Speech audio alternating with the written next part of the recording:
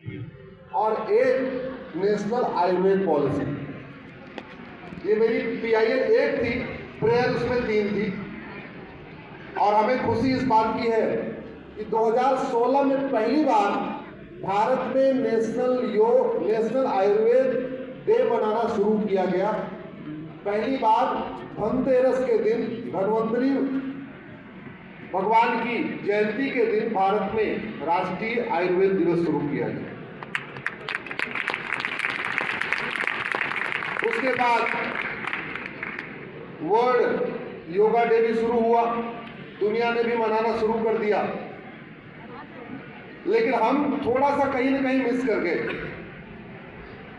तो मैंने दूसरी PIL फाइल किया कि 8वीं तक प्रत्येक स्कूल में योग और हेल्थ साइंस को कंपलसरी पढ़ाया जाए, एक सब्जेक्ट इंट्रोड्यूस किया जाए, योग एंड हेल्थ साइंस।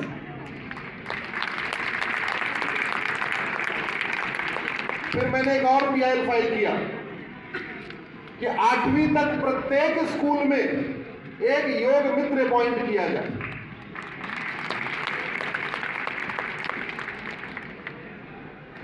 फिर मैंने चौथी PIL फाइल किया कि जैसे लॉ का जो कोर्स होता है, चाहे 3 साल का लॉ हो चाहे 5 साल का लॉ हो, फर्स्ट ईयर कॉमन होता है।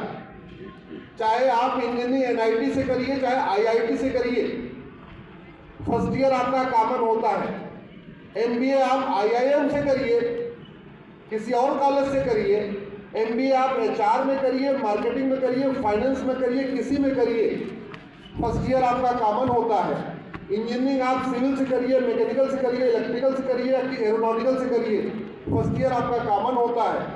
वकालत में आपको सिविल कॉन्स्टिट्यूशन का एक्सपर्ट बनना है, चाहे सिविल का बनना है चाहे क्रिमिनल का, फर्स्ट ईयर ऐसे कॉमन होता है।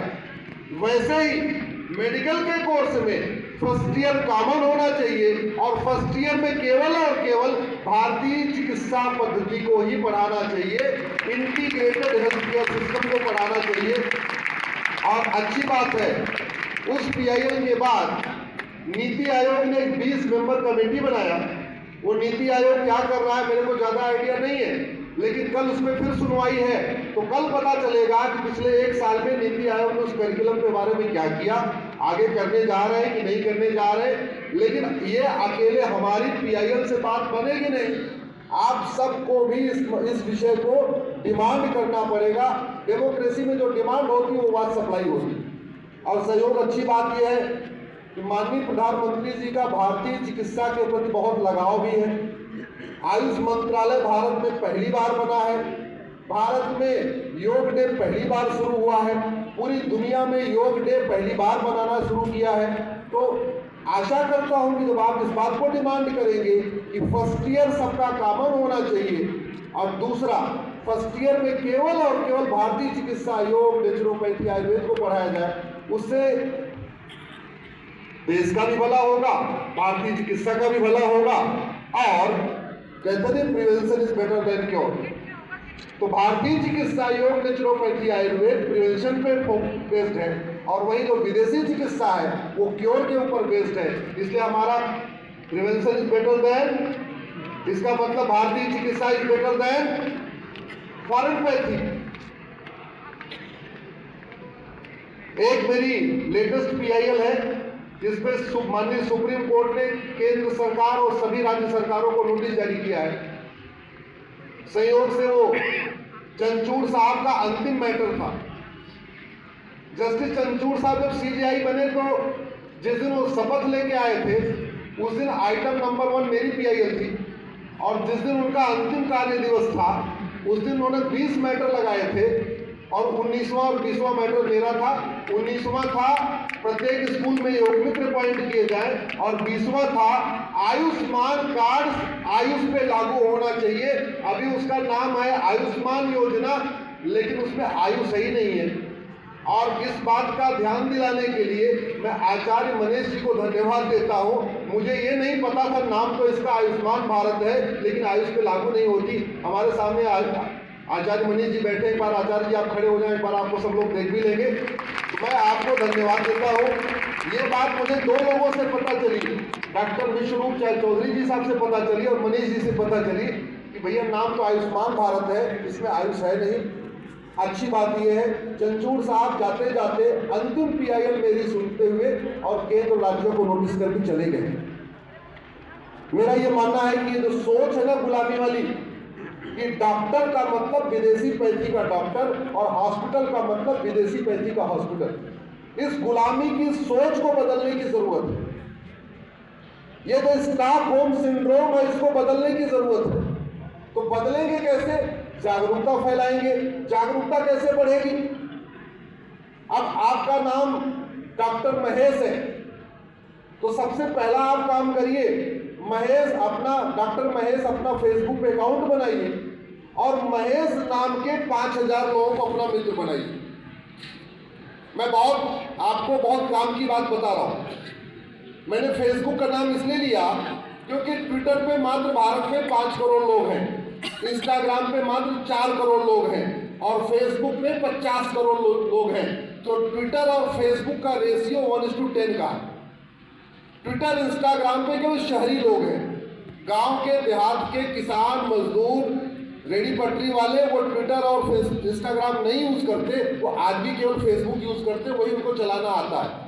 दुर्भाग्यवश हम लोग फेसबुक को आउटडेटेड मानते हैं, पिछड़ा हुआ मानते हैं, हम उसमें शामिल नहीं होना चाहते। अब अगर डॉक्टर महेश ने 5000 महेश के नाम को अपना फ्रेंड बना लिया तो फायदा क्या हुआ? केरल में भी महेश, कर्नाटक में भी महेश, बंगाल में भी महेश, तमिलनाडु में भी महेश, उत्तर भी महेश, दक्षिण भी महेश, पूर्व भी महेश, पश्चिम भी Mahesh. By the way doctor Mahesh की पत्नी का नाम रश्मि है तो उन्होंने रश्मि जी के नाम से 5000 रश्मि को जोड़ लिया। तो घर बैठे बैठे कितने लोगों को जोड़ लिया? जोर से बोलिए जरा। 10,000। तो डॉक्टर महेश और डॉक्टर रश्मि मिलके कितने लोगों को योग के फायदे बता सकते हैं, आयुर्वेद के फायदे बता सकते हैं, नेचुरोपैथी के फायदे बता सकते हैं? 10,000। ऐसे भारत के सभी लोग जो भारतीय चिकित्सा पद्धति को मानते हैं, भारतीय चिकित्सा पद्धति को जीते हैं, उनको लगता है भारत की चिकित्सा पद्धति का प्रचार प्रसार होना चाहिए।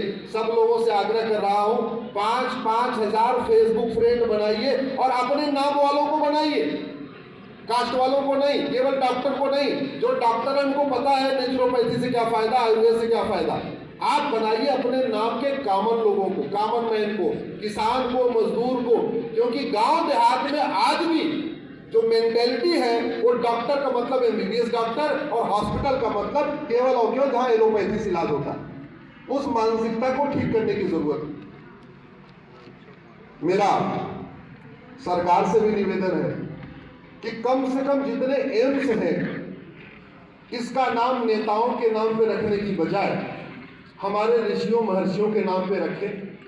भारत में जितने एम्स हैं, जितने बड़े हॉस्पिटल हैं, जितने मेडिकल कॉलेज हैं, इनका नाम महर्षि चरक के नाम पे रखिए, महर्षि सुश्रुत के नाम पे रखिए, महर्षि शारंगधर के नाम पे रखिए, महर्षि माधवकर के नाम पे रखिए, आचार्य भाव प्रकाश के नाम पे रखिए, महर्षि वाग्भट के नाम पे रखिए, महर्षि भारद्वाज के नाम पे रखिए, महर्षि कश्यप के नाम पे रखिए, महर्षि भृगु के नाम पे रखिए, महर्षि शारंग के नाम पे रखिए, महर्षि इतने सारे लोग हैं, महर्षि दधीच के नाम पे रखिए। क्या हमारे देश में भारतीय ऋषियों मुनियों की कमी है जिन्होंने योग, आयुर्वेद, नेचुरोपैथी को इतना बड़ा बढ़ाया? जब दुनिया में लोगों को कपड़ा पहनना नहीं आता था, भोजन करना नहीं आता था, तब भारत में ऑपरेशन हुआ करता था, तब भारत में बड़ी बड़ी चीजों का इलाज हुआ करता था। तो ये कम से कम पहला ये मेंटेलिटी खत्म हो, डॉक्टर का मतलब MBBS और दवाई का मतलब ये लोग केवल अंग्रेजी दवाई, इस सोच को खत्म करने के लिए सब लोग 5-5 हजार फेसबुक फ्रेंड बनाइए, सरकारों के ऊपर थोड़ा डिमांड बनाइए, थोड़ा तरीका करिए। अभी मैंने PIL नहीं किया हुआ है, लेकिन इसलिए नहीं कर रहा हूँ कि PIL कहूँगा भैया नाम बदलो, राम मनोहर लोहिया हॉस्पिटल का नाम महर्षि चरक हॉस्पिटल रखो, या राजीव गांधी हॉस्पिटल का नाम, एम्स का नाम जो है महर्षि सुश्रुत रखो, तो कोर्ट कहेगी तो पॉलिसी मैटर है, इसलिए मैंने किया नहीं है। आप लोग जागरूकता बढ़ाइए और अगर नहीं बदलेगा तो लास्ट में हम हैं, हम रहेंगे और इसको भी करेंगे। मेरा व्यक्तिगत मानना है इंटीग्रेटेड हेल्थ केयर सिस्टम को आगे बढ़ाने के लिए आवश्यक ये है कि हॉस्पिटल में 50% डॉक्टर हमारे भारतीय चिकित्सा वाले होने चाहिए, चाहे वो आपका एम्स हो, चाहे वो स्टेट के द्वारा चलने वाला हॉस्पिटल हो या सेंट्रल गवर्नमेंट के द्वारा चलने वाला हॉस्पिटल हो, वहां कम से कम 50%। बड़ी सीधी सी बात है। अगर मैं एम्स में जा रहा हूं, राम मनोहर लोहिया जा रहा हूं, सफदरजंग में जा रहा हूं, अगर सफदरजंग डॉक्टर नहीं थे तो सफदरजंग के नाम सफदरजंग हॉस्पिटल क्यों? अरे ऋषियों मुनियों की कमी क्या? किसी के नाम पर रखो, चरक के नाम पर रखो, सुश्रुत के नाम पर रखो, माधवकर के नाम पर रखो, भाव प्रकाश के नाम पर रखो, और इतने सारे लोग हैं, किसी के नाम पर रखो। अगर मेरी बीमारी का इलाज कुछ पॉइंट दबाने से हो सकता है, कुछ एक्यूप्रेशर से हो सकता है, कुछ आहार विहार से हो सकता है, आहार चिकित्सा के जरिए हो सकता है, योग चिकित्सा के जरिए हो सकता है, प्राणायाम चिकित्सा के जरिए हो सकता है, यज्ञ चिकित्सा के जरिए हो सकता है, या और भी जो अलग अलग हमारे भारतीय चिकित्सा पद्धतियां हैं, तो उसके लिए फिर अंग्रेजी वाला केमिकल क्यों खाना? क्यों हमको जबरदस्ती केमिकल खाना पड़े? तो केमिकल से बचे, इसके लिए आवश्यकता इस बात की है हम लोग संगठित होकर प्रयास करें। संगठित होने के प्रयास करने के लिए इससे बढ़िया संगठित हमको दिख नहीं रहे। बहुत सब लोग संगठित हो रखे हैं, लेकिन अभी डॉक्टर संगठित हुए, अभी आम जनता संगठित नहीं हुई। आम जनता को इसका फायदा पता चलेगा जब हम लगातार सोशल मीडिया के जरिए कुछ कंटेंट लिखेंगे, कुछ छोटे छोटे वीडियो बनाएंगे, कुछ बताएंगे, जिसका ठीक होगा उसका छोटा छोटा क्लिप बना के डालेंगे। अब इलाज हो रहा है किडनी का, मुझे डॉक्टर DRC ने बताया बिना दवाई के ठीक कर दे रहे। आचार्य जी क्या चल रहा, बहुत सारी बीमारियों के इलाज कोई दवाई नहीं खिलाते। अब अगर दिल्ली में रह के हमको ये बात 1 साल पहले पता चली है, 1.5 साल पहले पता चली है, तो मैं कल्पना कर सकता हूं कि वो मुर्शिदाबाद में, कच्छ में कब तक पता चलेगी इस स्पीड के साथ। इसीलिए जरूरी है कि हम सबको सोशल मीडिया का उपयोग करें।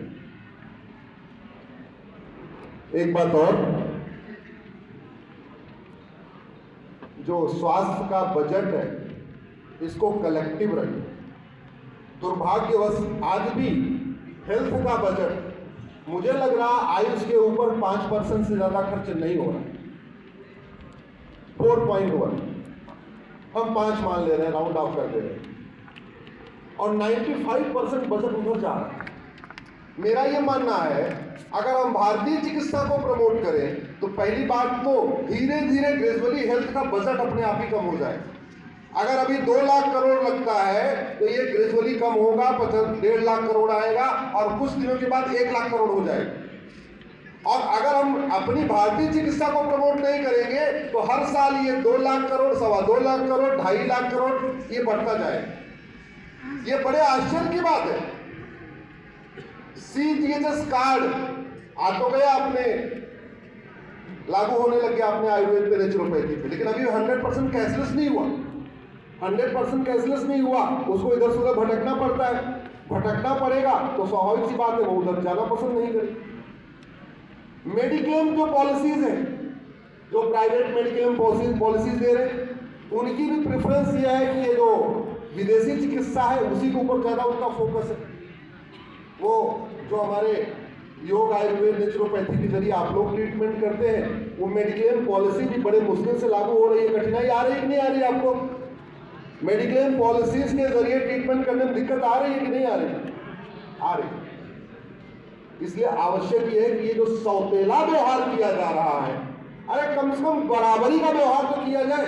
कायदे से तो prevention is better than cure.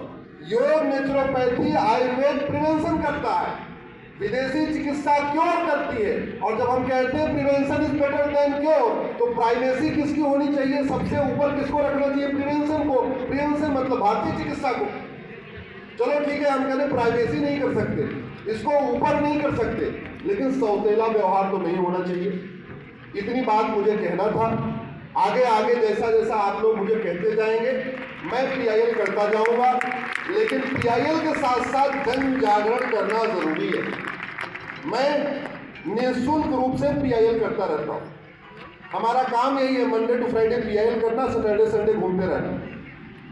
2024 में मैं 105 जिलों में होकर आया, कल लखनऊ में 106वां जिला था। 2023 में 115 जिलों में गया था, 2022 में 90 जिलों में गया था, अब तक 500 जिलों में गया हूँ। और मनीष जी अच्छी तरीके जानते हैं, मैं वैगनार से चलता हूँ, वो भी किसी का दिया हुआ, ड्राइवर हमें किसी और ने दिया हुआ, गडर हमें सरकार ने दिया हुआ, हमारा अपना कुछ भी नहीं है।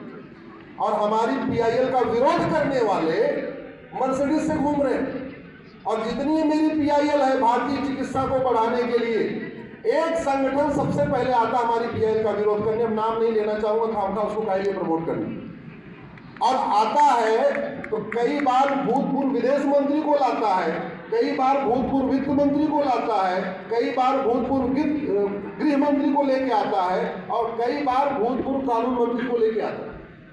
वो कह रहा है कि नहीं, विदेशी चिकित्सा ही प्रमोट करना है, भारत की चिकित्सा को प्रमोट नहीं करना है। मेरा आप लोगों से आग्रह है, थोड़ा संगठित होकर संगठित प्रयास करिए, विजय मिलेगी। अवसर अच्छा है, अवसर अनुकूल है, तो थोड़ा प्रयास और जोर से लगा देना चाहिए।